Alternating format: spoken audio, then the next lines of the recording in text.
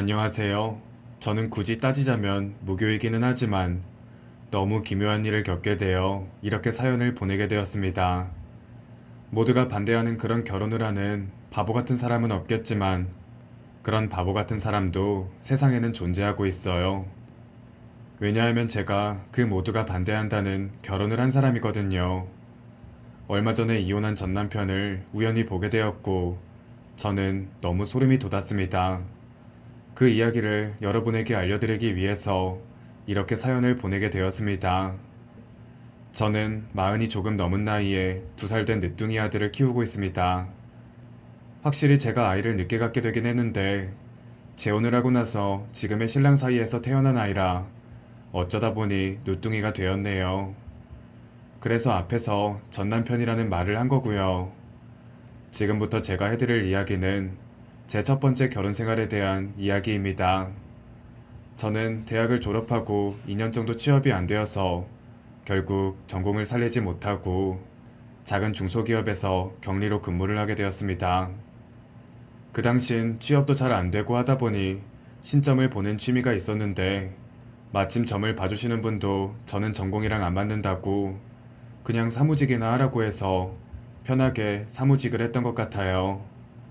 신랑은 대기업을 다니고 있었고 저는 그 회사의 협력사인 작은 회사에 다니고 있었는데 물품의 단가 조율과 같은 문제로 자주 만나다 보니 친분이 쌓이기 시작했고 결국에는 연애를 하게 되었습니다. 신랑은 저보다 3살이 많은 사람이었고 저와 마찬가지로 거의 사회 초년생에 가까워서 더욱 의지를 많이 했던 것 같아요. 그렇게 1년 정도 만나면서 경제적인 기반을 다져나가고 있었습니다. 그러다 제가 덜컥 임신을 하게 되었어요. 임신을 하게 되었으니 저희는 당연히 결혼을 해야 한다고 생각을 했고 부모님께 인사도 드렸습니다. 신랑 쪽에서는 쉽게 허락해준 것과 달리 저희 집에서는 아이 때문에 결혼을 하는 건 말도 안 된다고 이야기를 했고 좋은 회사에 다니는 것 이외에는 신랑이 좋은 남편이 될지 모르겠다고 하며 저희 부모님께서는 반대를 했었어요. 그래도 자식 이기는 부모가 없다고 계속 아이도 있으니 결혼을 허락해달라고 몇 날 며칠을 부탁해서 겨우 결혼을 허락받았습니다. 그런데 제가 결혼을 허락받고 날짜를 받기 위해 자주 다니던 점집에 갔는데 무당이 모호한 말을 하더라고요. 너 이 결혼하지 마. 할 필요가 없어. 네? 그게 무슨 말이에요? 너 결혼하면 안 좋은 일들만 계속 생길 거고 좋은 일은 보자. 그래, 딱 하나 있겠네. 안 돼요. 저는 결혼해야 해요. 좋은 날짜는 없어요? 너는 결혼하면 안 된다니까. 좋은 날이고 뭐고 없어. 무슨 말이 그래요?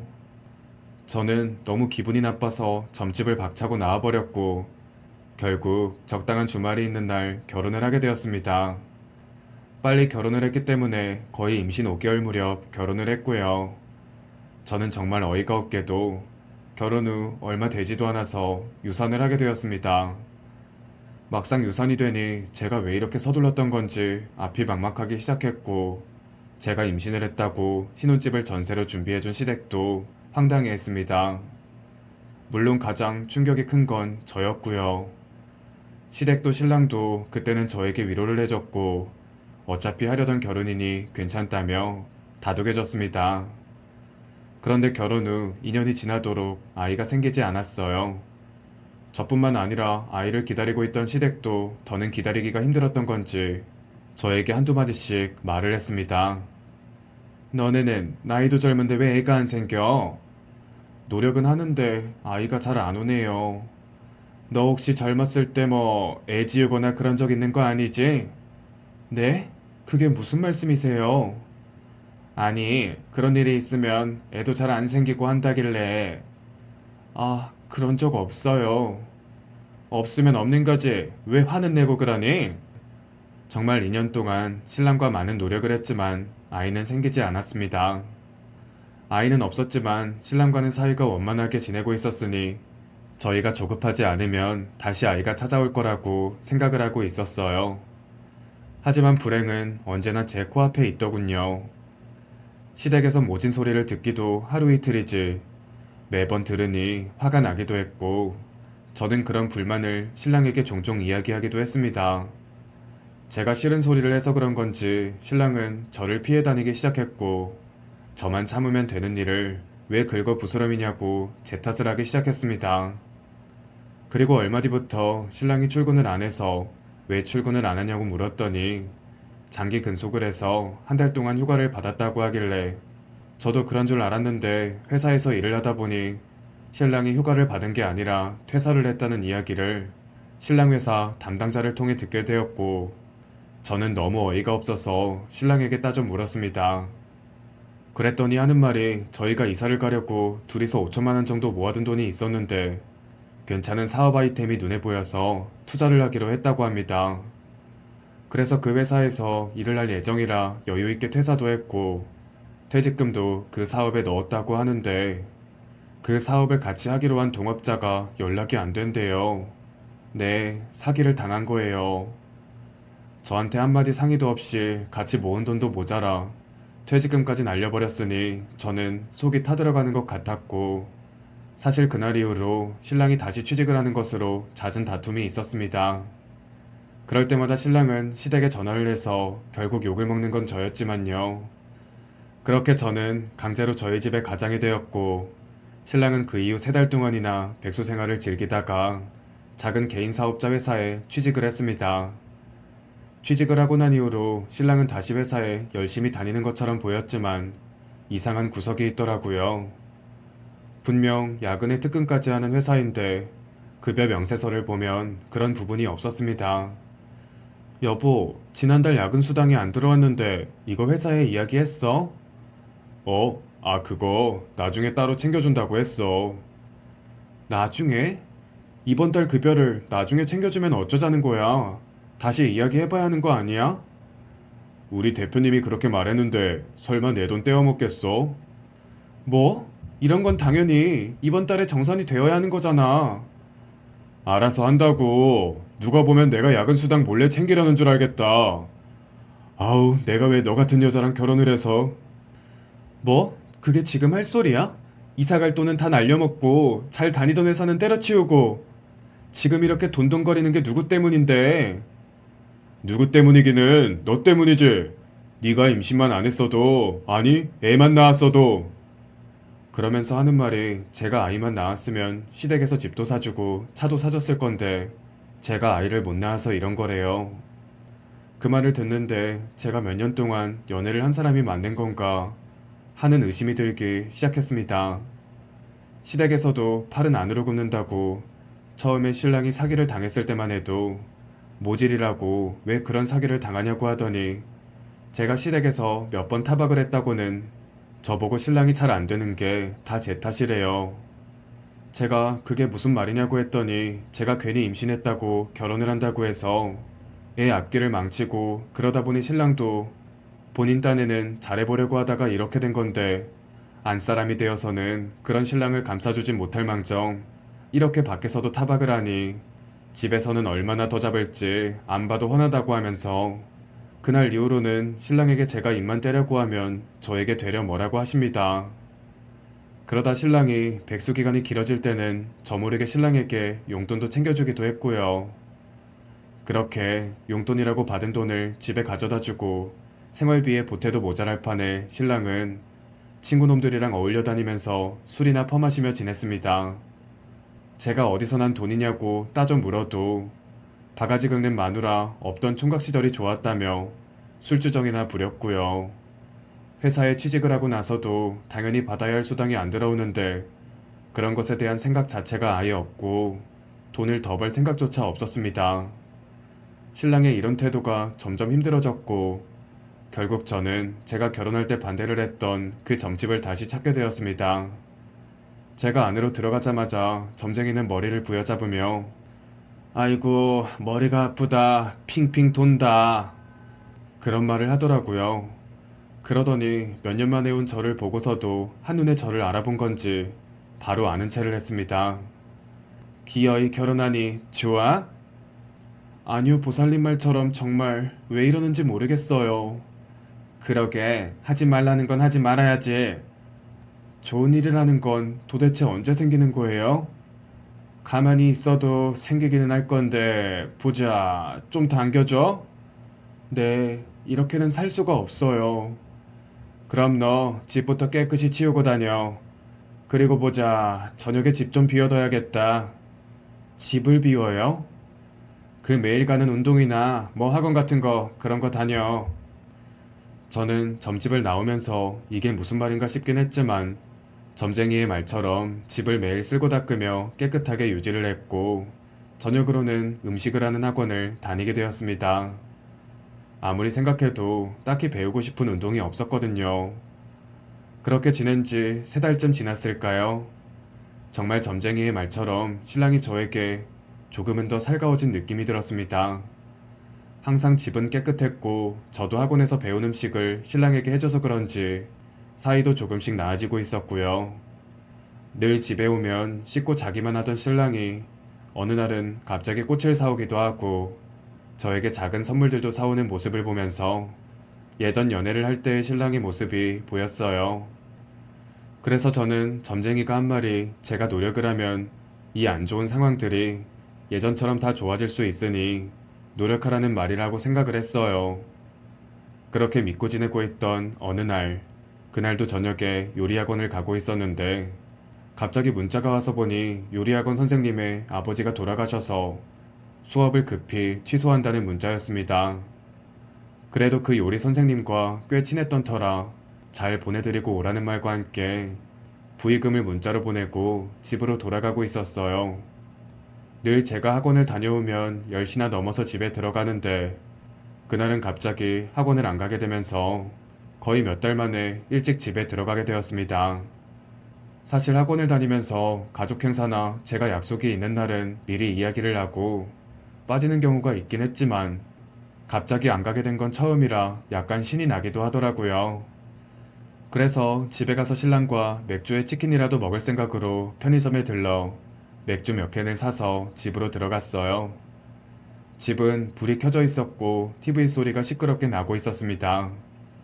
저는 부엌 테이블 위에 맥주캔을 올려두고 신랑이 자고 있는 건가 하는 마음에 안방문을 열고 들어갔는데 거기에서 믿을 수 없는 장면을 목격하게 되었어요.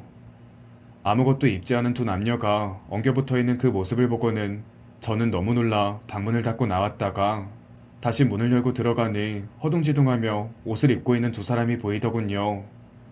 저는 너무 어이가 없어서 저도 모르게 정말 가지가지하네 하며 크게 웃어버렸고 그런 웃음도 잠시 정신을 차린 뒤 그 여자에게 달려가 머리채를 잡으려 했는데 신랑이 그런 제 몸을 잡고는 제지를 했고 그 사이 그 여자는 뒤도 안 돌아보고 나가버렸습니다. 그 여자가 나가고 신랑은 제 몸을 꽉 잡은 힘을 풀어줬고 저는 그대로 신랑의 얼굴에 온 힘을 다해 뺨을 때렸습니다. 당신 이게 뭐하는 짓이야? 그것도 우리 집 안방에서. 내가 다 설명할게. 너무 흥분하지 말고 들어봐. 왜? 뻔히 우리 집에서 당하고 있기라도 했다는 거야? 이걸 어떻게 설명하겠다는 건데? 내가 다니는 회사 대표 딸이야. 근데 그게 뭐가 어쨌다는 건데? 대표 딸이랑은 바람 펴도 돼? 그런 법이라도 있어? 내가 새로 하고 싶은 사업이 있는데 그 대표님이 거기 투자를 하고 싶다고 해서 몇 번 같이 만났어. 그러다 저 여자가 나 좋다고 다가온 거고 나는 투자 받으려고 거기에 맞춰서 지내고 있는 것뿐이고 나한테는 당연히 당신뿐이지. 지금 그걸 말이라고 짓거리고 있는 거야? 당신이 보기엔 말도 안 돼도 정말로 나 저 여자 좋아하거나 그런 거 아니야. 사업자금 투자만 받으면 바로 정리하려고 했어. 아, 사업, 또 사업. 당신 아직도 정신 못 차렸어? 당신이 나를 이렇게 못 믿는데 내가 어떻게 당신한테 이야기를 해? 그렇게 이야기를 하고 신랑은 집을 박차고 나가버렸습니다. 저 혼자 낙동강 오리알이 되어버린 거죠. 이혼을 하려고 생각은 해봤지만 바람으로 인한 이혼은 명확한 증거 사진이나 자료가 있어야 한다는 말이 있었기 때문에 저로서도 갑갑했어요. 제가 그 장면을 목격했을 때 카메라로 촬영을 했어야 했는데 너무 놀라서 방을 박차고 나와버렸으니까요. 정말 사는 게 먹같다는 생각에 시댁에 넋두리라도 하려고 전화를 했는데 시댁에서 뭐라고 하는 줄 아세요? 제가 신랑을 품어줄 그릇이 못 되어서 그런 거래요. 신랑의 바람도 다 제 탓이라는 거죠. 그리고 시댁은 심지어 신랑이 하려고 한다는 사업에 대한 것도 알고 있더라고요. 워낙 제가 신랑이 뭐라도 하려고 하면 늘 하지 말라고만 하니까 저한테 이야기를 안 했다고 하는데 저는 그냥 소외되었다고 밖에는 생각할 수 없었습니다. 내가 말했지, 너는 개그릇의 작은 여자라고. 그러니까 그저 집에서 내조나 하고 있어. 네? 그게 왜 제 탓이에요? 바람핀 놈이 잘못이지. 걔가 혼자 살자고 이래? 다 우리 잘 살자고 이러는 거 아니냐?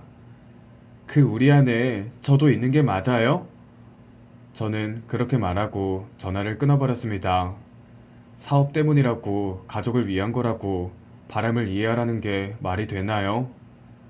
모은 돈 사기당하고 오고 잘 다니던 회사 때려치운 신랑놈 기죽인다고 할까봐 그래도 따뜻한 밥 늘 지어서 먹이곤 했었는데 이런 푸대접을 받으니 제가 왜 이렇게 살아야 하나 싶었는데 며칠 뒤 뻔뻔하게도 신랑이 먼저 연락이 와서는 저에게 이혼을 하자고 하더군요.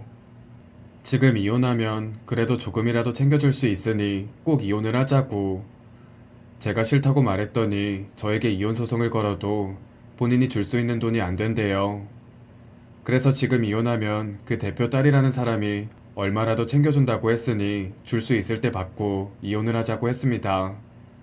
결국 위자료마저 다른 여자의 손을 빌려야 하는 신랑을 보면서 제가 얼마나 못난 놈이랑 살고 있었던 건가 하는 회의감마저 들었고 그렇게 2달 가까이 전화가 와서 이혼을 하자고 조르고 조르는 통에 결국 이혼을 하고 말았어요.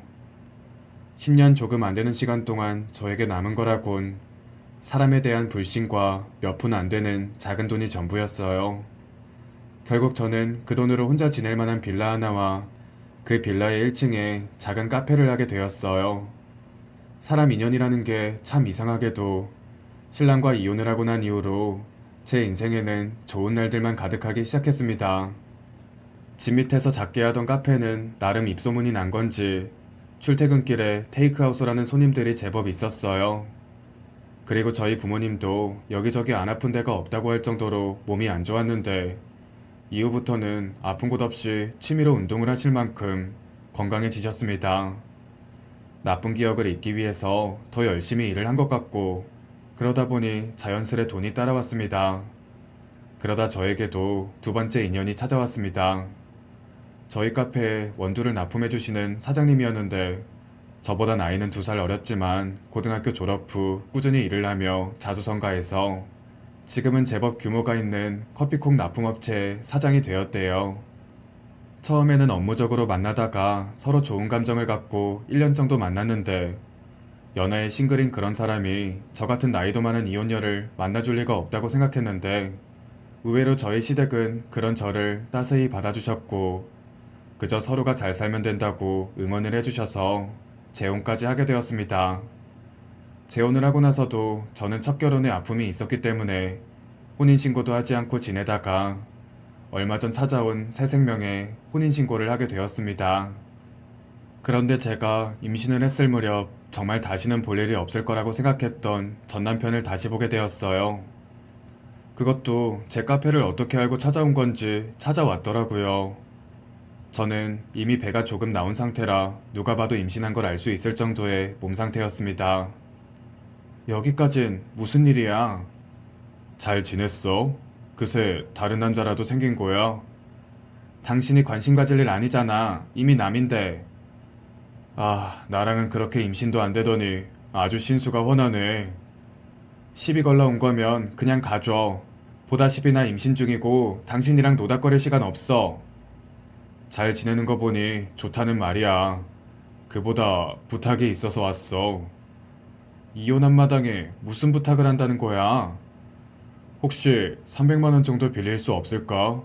우리 엄마가 요즘 몸이 너무 안 좋아서. 그걸 왜 나한테 와서 찾아? 은행에 대출을 하던 그 잘난 대표 딸을 찾아가지. 저는 그냥 한 말이었는데 갑자기 전 남편은 제 앞에서 무릎을 꿇고는 눈물을 뚝뚝 흘리며 이야기를 하기 시작했습니다. 그 대표라는 딸이랑은 정말 사업 자금 때문에 만나게 된 거였고 저와 이혼 후 그 여자와 재혼까지 했다고 합니다. 재혼한 여자랑 깨도 벗고 사업도 시작하고 살려고 하는데 갑자기 장인어른 되는 사람이 신장에 문제가 생겼고 신랑에게 신장이식을 해달라고 했대요. 본인도 신장이식을 해주고 싶진 않았지만 그렇게 되면 그동안 사업 자금을 빌린 거랑 같이 사는 진명이도 다 그 여자의 이름으로 되어 있다 보니 울며 겨자 먹기로 신장이식을 해줬는데 그 이후 그 여자가 안면이 싹 바뀌어서는 이혼을 하자고 했다고 하더군요. 뿐만 아니라 전남편 집에 사다 준 값비싼 명품들도 전부 어디서 구해온 짝퉁이었고 그 여자 아버지한테 빌린 돈은 차용증 때문에 다시 다 뱉어야 해서 거짓골이 되었대요. 이혼이라도 막아보려 했는데 본인이 술을 먹고 들어오는 날이면 그 여자가 집에서 바가지를 너무 긁어대는 바람에 결국 몇 대 때리게 되었고 가정폭력으로 이혼을 당하게 되었다고 합니다. 차용증을 쓴 것 때문에 집은 풍비박산이 나고 거의 빈몸으로 쫓겨나다시피 나왔고 신용불량자 신세가 되어 매일 하루하루를 일용직으로 건설 현장에 나가서 일을 하며 지내고 있다고 하면서 저와 살 때가 본인 인생에서 가장 행복했던 것 같다고 하면서 울면서 제 바짓가랑이를 잡는데 정말 조금도 제 마음은 동요하지 않더라고요. 솔직히 속으로 꽃이다는 생각을 더 했던 것 같아요. 저는 늘 무시하고 괴롭히던 시어머니, 그리고 저한테 말도 없이 큰 돈을 함부로 쓰고 여자도 만나러 다니던 책임감 없던 전남편에게 딱 어울리는 말로라는 생각을 했던 것 같고 저는 아무 말 없이 있다가 그래서 나보고 뭘 어쩌라고 한마디를 했습니다. 그랬더니 전남편 눈이 순간 획 하고 돌더니 제 어깨를 잡고서는 네 지금 신랑한테 우리 결혼 생활했던 거 다 말해볼까? 아무리 이혼했다곤 하지만 그 사람이 정말 하나도 신경 안 쓸 거라고 생각해. 하며 협박을 하기 시작했습니다. 다혈질이 있는 건 알고 있었지만 예상 밖의 반응이라 저도 흠칫했습니다. 그런데 뒤에서 갑자기 아무리 전 남편이라지만 영업장에서 이런 식으로 행동하시면 영업 방해입니다. 라고 하며 제 어깨에 올려진 손을 떼고는 신랑이 이야기했습니다. 마침 점심시간이라 집에서 밥을 먹으러 왔다가 마주치게 된 것 같았어요. 정말 유쾌하지 않은 삼자대면을 하게 된 거죠. 저는 아무 말도 못하고 가만히 있었고 전 남편은 오호라 잘됐다 하는 표정으로 제가 결혼을 했을 때 어땠는지 그런 이야기를 하려 했어요. 하지만 저희 신랑은 큰 체격으로 그런 전 남편을 길 밖으로 끌고 가서는 보내버리고는 돌아왔습니다. 괜찮아? 놀란 거 아니야? 저 사람이 여긴 어떻게 알고 온 거야? 나도 모르겠어. 돈 빌려달라고. 하, 웃긴 사람이네. 한동안은 나도 같이 카페에 있을 테니까 걱정하지 말고 올라가서 밥 먹자. 이후 다행히도 전 남편이 찾아오는 일은 없었고 저는 무사히 아이를 낳았습니다. 아이를 낳고 이름을 뭘로 정할지 고민하다가 문득 예전의 점집이 생각이 나서 정말 오랜만에 다시 찾았는데 그분이 저를 보더니 또 마치 기억을 한다는 듯이 씩 웃으시더라고요. 그리고는 하는 말씀이 어때? 지금은 너무너무 행복하지? 행복해서 세상 걱정 고민도 없지? 이렇게 말을 하더라고요. 저는 정말로 아이도 건강하게 출산을 했고 신랑도 시댁도 다 저에게 너무 잘해줘서 마치 이게 초혼이라고 느껴질 정도로 차별 없이 지내고 있었거든요. 네, 그런데 보살님이 이야기한 좋은 일은 뭐예요? 그날 이후로 전 남편이랑 잠시 사이가 좋아지는 듯 싶더니 결국엔 이혼했거든요. 그래, 이혼. 너한테 딱 하나 들어있던 좋은 일이 이혼이었어. 네? 그럼 저 이혼 빨리 하라고 집 깨끗이 하고 저녁에 학원에도 다니라고 한 거였어요? 그래야 그 멍청한 게 집에 여자를 빨리 끌어들이지. 아마 그때 내가 말 안 해줬어도 지금쯤이면 이혼하려고 하긴 했겠네. 궁합 뭐 그런 것 때문이에요? 이건 궁합 같은 게 아니라 그 남자가 워낙 평소에 안 좋은 업도 많이 쌓았고 전생에서 쌓인 것도 많네. 너 아니라 누구랑도 그 사람은 제대로 못 살아. 그렇게 악독한 게 곁에 있는데 어떻게 애가 생기고 집에 웃음이 돌겠어? 말도 안 되는 일이지. 그 네 전 남편은 길에서 빌빌거리다 객사할 팔자니까 곁에 얼씬도 마. 지금 그 남자는 선하고 너랑 잘 맞네. 나중에 같이 늙어가는 거 보인다. 신랑한테 잘해. 저는 그렇게 점집을 나오고 그 이후로 한 번도 다시 점집을 찾은 적은 없습니다. 하지만 몇 년이 지난 지금까지도 그 점쟁이의 말처럼 신랑은 처음처럼 저를 아껴주고 아이를 육아하는 일에 앞장서며 도와주고 있습니다. 그리고 시댁도 재혼에 나이도 많은 며느리가 뭐가 예쁘다고 늘 제가 좋아하는 청포도를 냉장고에 넣어두고 있으시다가 제가 오면 꺼내 저 챙겨주세요. 그리고 제가 오늘 이 글을 쓰게 된 이유가 바로 며칠 전 혼자 고등학교 모임 때문에 기차를 타고 고향에 다녀오던 길에 전 남편을 보게 되었기 때문이에요. 늦은 밤에 제가 돌아오게 되어서 신랑이 기차역 앞으로 데리러 왔는데 제가 에스컬레이터를 타고 내려오는 길에 계단에서 신문지를 덮고 자는 한 사람을 보게 되었는데 언뜻 보이는 얼굴이 전 남편을 많이 닮아 있었습니다. 제 생각에는 전 남편이 맞는 것 같은데 그 점쟁이의 말처럼 길거리 생활을 하고 있는 것 같았죠. 그동안 잊고 지내려 했지만 이렇게 다시 보게 되니 아무래도 생각이 나서 그 기억을 떨쳐내보려고 이렇게 사연을 보냅니다.